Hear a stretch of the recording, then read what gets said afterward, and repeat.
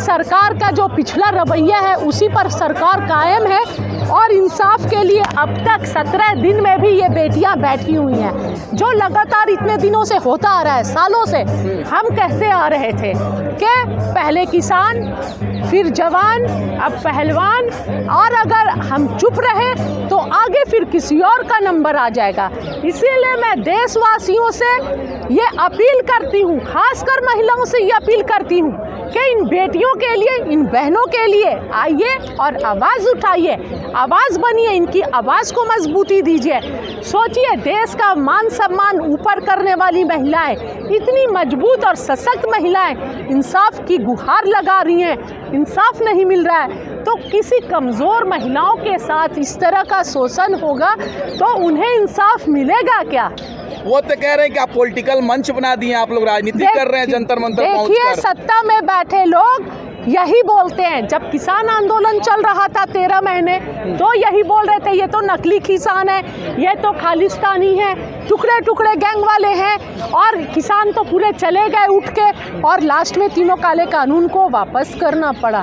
तो सरकार की आदत है, जो पीड़ित होता है पीड़ित पर लांछन लगाना।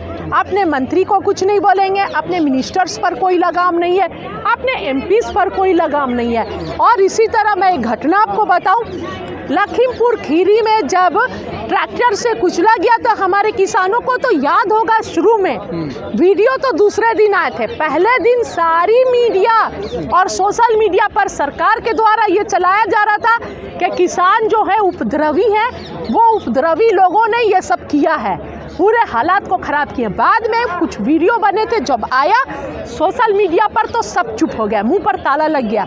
और उसके बाद भी लखीमपुर खीरी में किसानों को इंसाफ नहीं मिला, तो कैसे आप उम्मीद करते हैं कि इंसाफ मिलेगा बहन बेटियों को? लेकिन वो कह रहे कि इसमें अब शाहीन बाग की एंट्री हो चुकी है, यहाँ पर टुकड़े टुकड़े गैंग आ चुके हैं। देखिए, अब शाहीन बाग की आज एंट्री हो चुकी है, फिर बोलेंगे किसानों की एंट्री हो चुकी है, वो खालिस्तानी आ गए हैं, टुकड़े टुकड़े, ये तो कहेंगे ही, जुमला तो देंगे ही, छोड़ेंगे ही। लेकिन आप कहिए ना, आपको क्या कहना है? इस तरह बरगलाने वाली बातों को बोलकर कब तक आप बचते रहेंगे? बेटियों को इंसाफ दीजिए, ये सब बोलकर आप बच नहीं सकते हैं। ये जो बेटियां यहाँ पर खड़ी है, किस पर इल्ज़ाम नहीं लगा रहे हैं? ये बेटियों पर भी तो इल्ज़ाम लगा रहे हैं कि ये भी पॉलिटिकल हो गई हैं। मोदी जी तो खुद कहते हैं बेटी बचाओ बेटी पढ़ाओ, तो बेटियों के साथ देखिए, बिल्कुल ये बोले थे, समझने में हमसे गलती हो गई थी। बेटी बचाओ बेटी पढ़ाओ, बेटी को किससे बचाना था?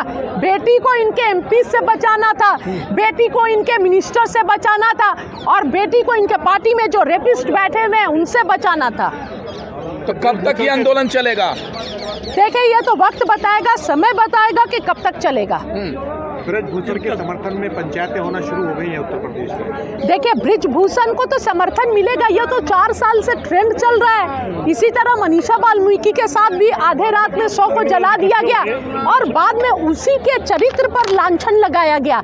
आसिया बच्ची के साथ जब रेप हुआ था तो तिरंगा यात्रा निकाली गई थी रेपिस्ट के फेवर में, और किस तरह जो बिल्किस बानो के रेपिस्ट को छोड़ दिया गया। ये तो एक ट्रेंड चल रहा है। सरकार के नज़र में बेटियों की, माँ और बहनों की कोई इज्जत ही नहीं है। लेकिन ब्रिजभूषण कह रहे हैं कि हम 1000 लड़कियों का शोषण कैसे कर सकते हैं। वो ये भी कह रहे हैं कि हम शिलाजीत की रोटी खाते हैं कि हम इस तरह की हरकतें कर सकते हैं। कितनी घटिया बात बोल रहे हैं खुद। मतलब अब इस पर तो कुछ बंद, अगर आपने नहीं किया है तो आपके चरित्र पर यानी लांछन लगा जा रहा है। तो एक मानवता के नाते आप सबसे पहले बोलिए, मैं सच हूँ, मैं ये रिजाइन मारता हूँ और अब जांच हो, है ना? जांच के कटघरे में आप खुद खड़े होइए, मैं पहले रिजाइन मारता हूँ, जांच हो। लेकिन आपको तो कुर्सी प्यारी है।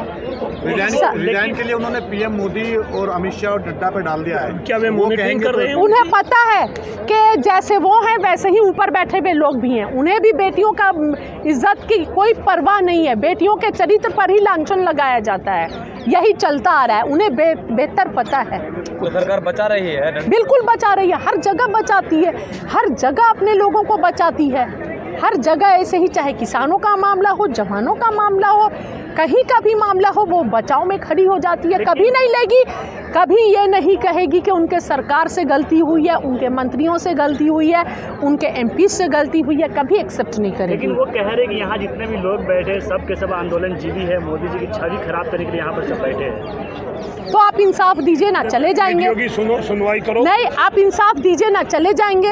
आप पहले ही बैठने का मौका ही नहीं देते, बेटियों को इंसाफ दे देते। कल तक तो आप कूद कूद कर इन्हीं बहन बेटियों का बहुत तारीफ करते थे।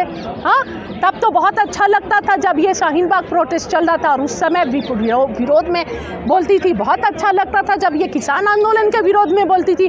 और जब इनका नंबर आया, इन्होंने अपने लिए इंसाफ मांगा, तो आज ये गलत हो गई। मैं यही देशवासियों से बोलना चाहती हूँ, अब भी समय है, संभल जाइए। आज अगर चुप रहे तो कल आपका भी नंबर आ जाएगा। लेकिन वो तो कह रहे हैं कि मोदी जी का पूरे विश्व में डंका बज रहा है। 2014 कैसे डंका बज रहा है बताने की ज़रूरत नहीं है, बताने की मैं नहीं बोलना चाहती, बताने की ज़रूरत नहीं है कि कैसे डंका बज रहा है। पूरे दुनिया में थू थू हो रहा है। ग्लोबल हंगर इंडेक्स में भारत की क्या स्थिति है, जो विश्वसनीयता है पत्रकारिता की, उसमें भारत की क्या स्थिति है, पूरा विश्व देख रहा है। बोलने की ज़रूरत नहीं है, पूरा विश्व में थू थू करवा दिया है भारत का। मैम, जिस राज्य से बृजभूषण सिंह आते हैं उत्तर प्रदेश में, और वहाँ पर योगी जी कहते हैं कि गुंडे माफिया यूपी छोड़कर भाग रहे हैं, तो आखिर कैसे आप कह सकते हैं कि माफिया हैं, गुंडे हैं?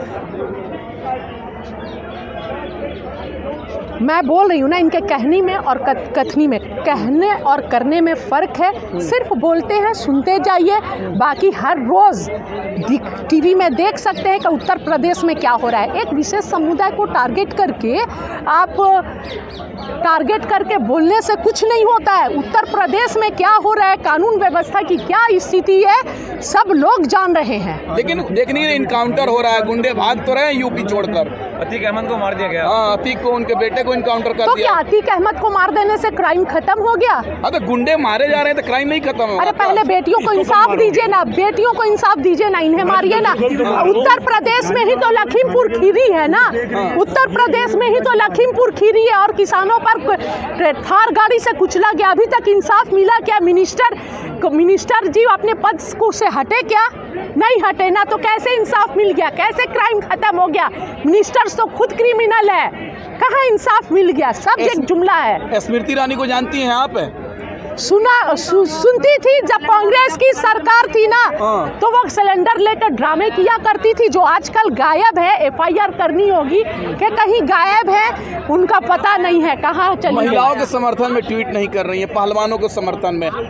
जब सत्ता पक्ष में वो रहने से ट्वीट नहीं करती हैं, समर्थन में नहीं आती हैं। जब विपक्ष में रहती हैं तभी उनकी आवाज़ खुलती है। बाबा रामदेव हो गए, स्मृति ईरानी हो गई, अन्ना हजारे हो गए, ये सब अभी गुमनाम है, कुंभकर्ण की नींद सो रहे हैं। स्मृति ईरानी बगल ही में रहती है, उनको यहाँ जो पहलवान बेटी बैठी वो नहीं दिख रही है, लेकिन प्रियंका गांधी को नमाज पढ़ते उन्होंने देख लिया। बिल्कुल बिल्कुल, यही तो इनकी खासियत है कि इन्हें सिर्फ कांग्रेस क्या कर रहा है ये दिखता है। कांग्रेस पर टीका टिप्पणी करने के लिए स्विच ऑन हो जाता है, उसके बाद से फिर ऑफ मोड में चले जाते हैं।